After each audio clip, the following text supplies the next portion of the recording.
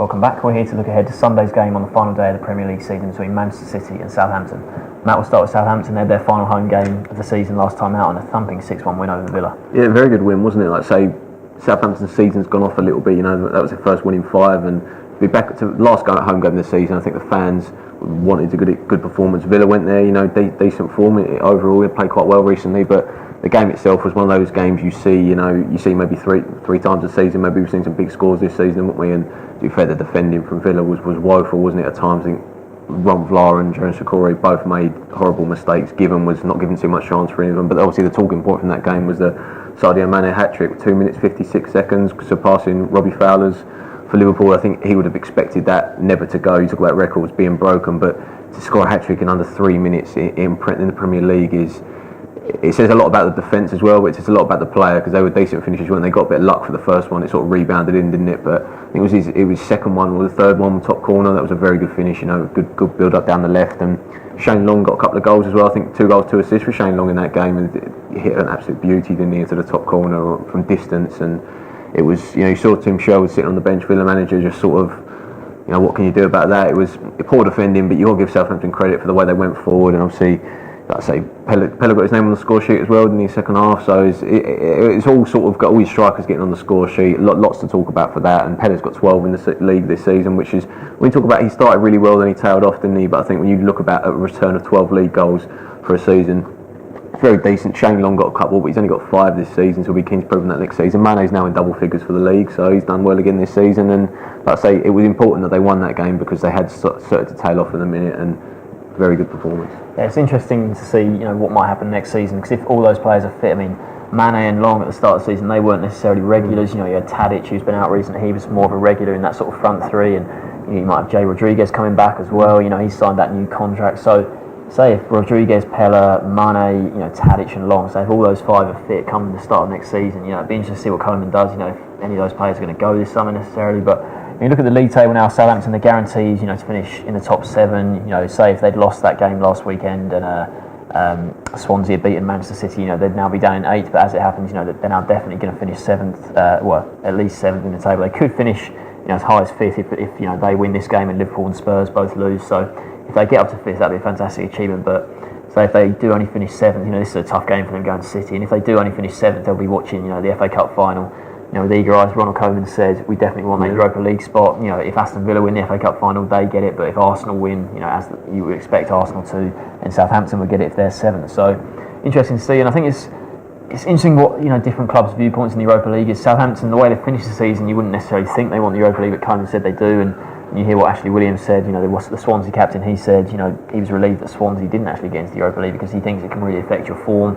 See how bad Everton have been this season compared to where they were last season, because they've been in the Europa League this term. So interesting to see. But I think Southampton, haven't had European football in a long time. So I think it'd be good for them to get into the Europa League if they do. But if they finish 7th and then Villa win the cup final to knock them out, that'd be a crushing blow for them. But yeah, on the whole, it's been a great season for them. It's been a great season. I personally think it will stay as it is in terms of 5th, 6th, 7th, because like I say, Southampton's got a tough game here. I think they'll get beat here. Liverpool go to Stoke. I think Liverpool get beat there. I think Spurs get beat at Everton. So I think it will stay as it is. But moving on to City, obviously, when they lost against Manchester United, I think 5 games ago, it was talk about where they're going to finish in the top 4. But they've come back with some good performances, good strong performances in there. Since they last time out against Swansea went into that game off the back of a win at Arsenal. They've been full of confidence. Swansea pushing for that top 7, maybe ahead of Southampton, like you mentioned. But obviously now that can't happen because of the defeat. And City went 2-0 up, which was, you didn't expect them to close the game down. Pellegrini would have been a little bit disappointed the fact that Swansea were allowed back in for 2-2, but then City pushed on again and then eventually won the game. Obviously Wilfried Bony getting on the score sheet as well against his old club, which had been pleasing because it's been a bit stop-start for him second half of the season. So he never really got going. He's only scored a couple of league goals. That was his 2nd league goal. So to win that game 4-2, like I say, won all 5 since losing against Manchester United. Long gone the suggestions they're not going to finish in the top 4. Obviously they've lost their league title, which would be disappointing, but look at their squad and it is still decent, and to win at Swansea, they would be the favourites for this game as well. Yeah, I think when you look at the table how it is now, if they know, because Arsenal have tailed off, Arsenal only 1 point out of 6 in their last 2 games, so they now know that if they win this game, they are definitely going to finish 2nd, which, considering they won the league last season, is disappointing. But I think to come second behind this Chelsea team, considering just how strong and sort of, Chelsea haven't got that many points. I think if they sort of win, their game, they might finish. I think it's 4 points better off than City had last season to win the league. So Chelsea haven't been that much stronger than City were last season, but they've just felt so dominant all season long from start to finish, and they've always felt like the best team. And if City can come second, considering how Arsenal had a great run of form recently, United were sort of pushing around second at one point. If City can finish in that second spot, it'll be good for them. And considering they've missed some players, there was the Africa Cup of Nations, they missed Yaya for that, and it'll be interesting to see if Yaya Toure goes this summer. I've seen Inter Milan been linked constantly with him, but it'll be an interesting summer ahead for them. But if they know if they win here, finish second, that's a decent finish for them, considering they've had some problems, and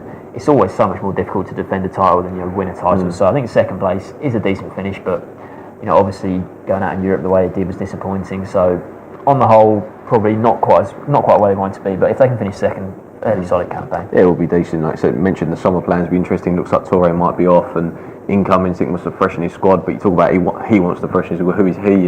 Is it going to be Pellegrini in charge of that, or obviously the team above him? He's got all the board in place to look at the players. But think about Pellegrini. I think he will stay. And I talk about, you look at managers who are out there, but it depends on whether Carlo Ancelotti keeps his job at Real Madrid. That's up in the air. Klopp's obviously going. We know that.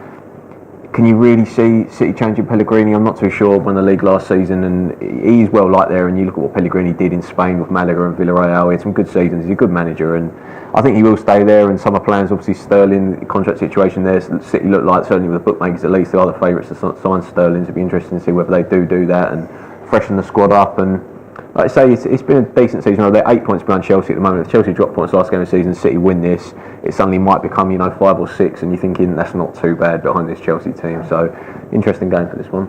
Certainly, I think the sort of another transfer thing as well is the James Milner one, isn't it? They've offered him, I think it's 165 grand a week, 4-year contract, which I personally like Milner. I think more than most. So he gets a bad rep for some of it because he's considered this sort of fairly average player, but I think he is a decent player. But that is a lot of money to offer a player like James Milner, I think, and certainly I think Sterling's more exciting. If you want to sort of, it might be just because he's English and they want to try and keep those homegrown talents, but I think Sterling, is a more exciting player to play there. But yeah, if Milner agrees that's a lot of money to pay for a player like James Milner, who's obviously a really useful player to have in your team, versatile, sort of more of a utility man, but that's a lot of money to spend on a homegrown player. But anyway, back to this game, what's your score prediction?